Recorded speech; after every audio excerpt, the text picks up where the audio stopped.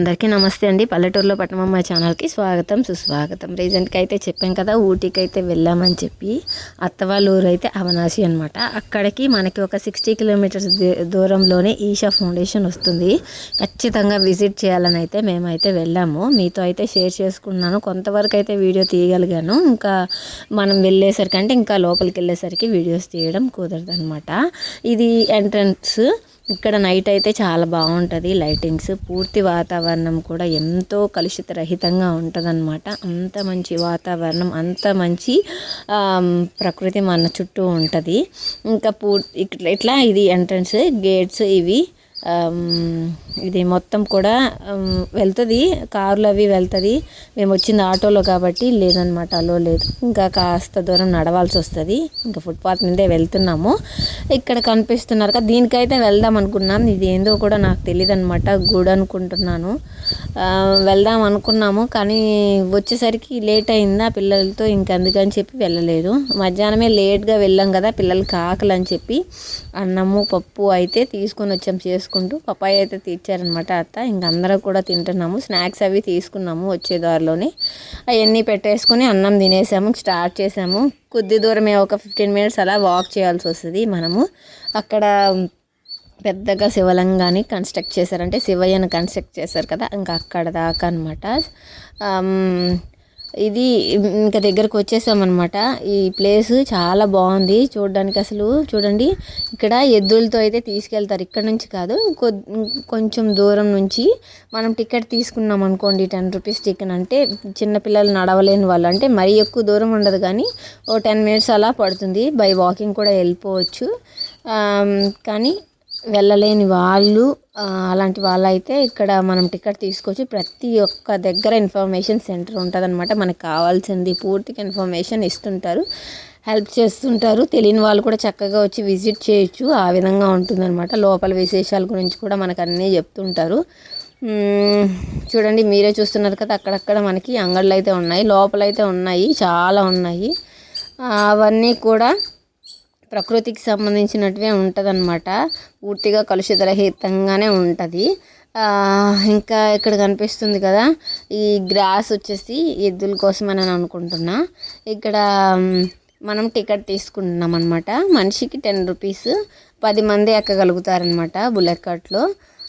ఇంకా నేను 10 మందికి తీసేసుకున్నాను. ఇంకా మా మామ మా తమ్ముడేమో మాతో నడిచి వచ్చారు. పిల్లలు ఇంకా ఏపిస్తున్నారు అనేసరికి లగేజ్ బ్యాగ్ తీసుకొని నడవలేకపోతున్నామని చెప్పి ఇంకా అయితే తీసుకున్నాం టికెట్లు. మీకు కనిపిస్తుంది కదా బుల్లెట్ కార్టు, ఇట్లా అయితే వస్తుంది అనమాట.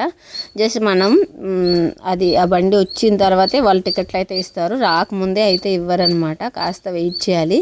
వచ్చిన తర్వాత మన దగ్గర అమౌంట్ కట్టించేసుకొని ఇంకా అందరిని అయితే కూర్చోపెట్టేసుకుంటారు. మా పిల్లలు ఇంతవరకు ఎక్కింది లేదు. మేము ఉన్నది విలేజ్లోనే కదా, కానీ ఎప్పుడు కూడా బుల్లెట్ కార్ట్ అయితే ఎక్కింది లేదనమాట. ఫస్ట్ టైం అయితే ఎక్కుతున్నారు. భలే హుషారుగా అనిపిస్తుంది వాళ్ళకి. కానీ ఇక్కడ ఒక సిద్ధాంతం ఏంటంటే, ఏ జీవిని కూడా అతికి మించి కష్టపెట్టకూడదు అనే ఒక ఉద్దేశంతో కరెక్ట్గా 10 మెంబర్స్ అంటే 10 మెంబర్స్ మాత్రమే ఎక్కించుకుంటారనమాట. వెయిట్ ఎక్కువ అయినా సరే అస్సలు ఎక్కించుకోరు. ఇంకా మేమందరం కూడా కూర్చున్నాము.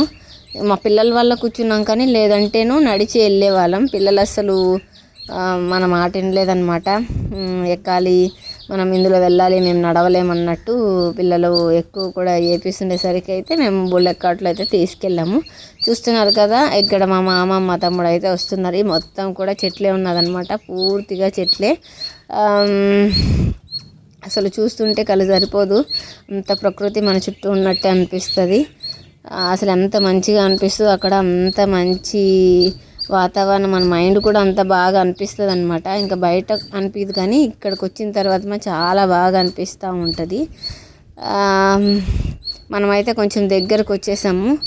ఇంకా మా పిల్లలంతా కూడా కూర్చున్నారనమాట. కూర్చొని చూస్తున్నారు. అవన్నీ కూడా బాగా నచ్చిందంట. మేమైతే డిసైడ్ చేసుకున్నాము మళ్ళీ రావాలి అన్నట్టు.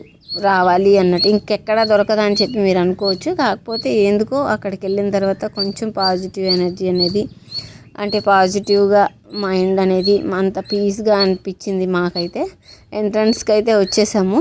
ఇక్కడ నుంచి ఫోన్ అలో లేదనమాట. ఫోన్ బయట పెట్టేయాలి లగేజ్. ఫోన్ అనేది కౌంటర్ ఉంటుంది, ఆ కౌంటర్లో అయితే పెట్టేసుకోవాలి. ఇంకా మా మామ, మా ఆయన, మా నాన్న వాళ్ళందరూ వెళ్ళి లోపల ఉంటుందన్నమాట. జెంట్స్కి స్నానం చేసుకోవడానికి దేవుడి దగ్గరికి వెళ్ళడానికి, లేడీస్ కూడా ఉంటుంది. అక్కడైతే వెళ్ళి స్నానాలు చేసేసుకుని దేవుడిని కూడా దర్శించుకుని కాసేపు అయితే మెడిటేషన్ చేసుకున్నాము ప్రశాంతంగా. ఈవినింగ్ లైట్ సెట్టింగ్ దాకా ఉందాం అనుకున్నాం, కానీ పిల్లలు ఉండలేదన్నమాట. ఏపించడం స్టార్ట్ చేశారు. ఇంకెంత తొందరగా వెళ్తే అంత మంచిది. వెళ్ళే లోపు 11 అలా అయిపోతుంది. పిల్లలతో కష్టం అవుతుందని మేమైతే బయలుదేరేసామన్నమాట. నేను చాలా వరకు అయితే ట్రై చేశాను ఉందామని, కానీ అవ్వలేదు. మొత్తానికైతే చూసుకున్నాము. లైట్ సెట్టింగ్ చూసుంటే బాగుండేది. ఇంకా రిటర్న్ అయ్యాం. చూసాం కదా ఎంత లేట్ అయిందో. వీడియోస్ నచ్చితే లైక్, షేర్, సబ్స్క్రైబ్ అండి.